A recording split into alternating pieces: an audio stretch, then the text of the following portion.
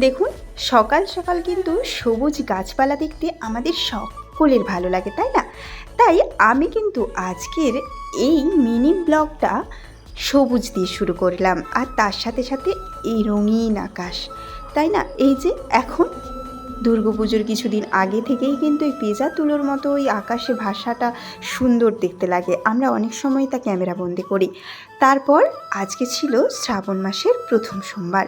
সেই সোমবারটা আমি কিভাবে শুরু করলাম, প্রথমেই মহাদেবের পায়ের ধুলো নিয়ে তারপর সমস্ত ঠাকুরের কাছে আগের দিনের যত জমা ফুল বেলপাতা ছিল সেগুলোকে নিয়ে আমি এখন এগুলো পরিষ্কার করে নেব। এরপর আমি ঠাকুরের থালা বাসনগুলো ধুয়ে নেব। ধুয়ে নেওয়ার পর এগুলো নিয়ে আমি সাজিয়ে নেব আজকের পুজোর ডালিটা। চলুন, আজকের পুজোর ডালিতে কিন্তু আমার মা আগে থেকেই ফুলগুলো তুলে রেখেছিল। অনেক ফুল ছিল, আর সবথেকে আমার এই ফুলটা খুবই প্রিয় এবং খুব ভালো লাগে। তাই কিন্তু আমি কৃষ্ণ ঠাকুরকে এই ফুলটাই সাধারণত দিয়ে থাকি। আর মা কিন্তু আগে থেকেই অনেকগুলো বাসন ধুয়ে রেখেছিল। আমি আবার কিছু বাসন ধুয়েছি, আর মা কিছু বাসন ধুয়ে রেখেছিল। আমি এই যে সাজিয়ে নিচ্ছি এক এক করে। এবার দুটো প্রদীপ জ্বেলে নেব।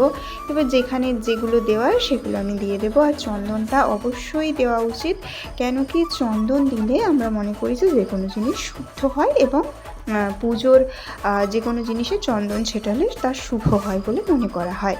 তারপর এই যে আমি প্রদীপ থেকে ধূপ জ্বালিয়ে নিচ্ছি, কিন্তু এটা আমি অবশ্যই তো আপনাদের বলবো, এটা আপনারা করবেন না। এটা আমিও আজকে করে ফেলেছি, এটা ভুল, যে প্রদীপ থেকে ধূপ জ্বালানোটা কিন্তু উচিত নয়। আমি এবার কৃষ্ণ ঠাকুরকে এবং রাধাকে চন্দন দিয়ে তারপর আমাদের মা মনসা যে রয়েছে তাকে ফুল দিলাম। এরপর আমার সিংহাসনে সমস্ত দেবতাদের সুন্দরভাবে সাজিয়ে তুলব।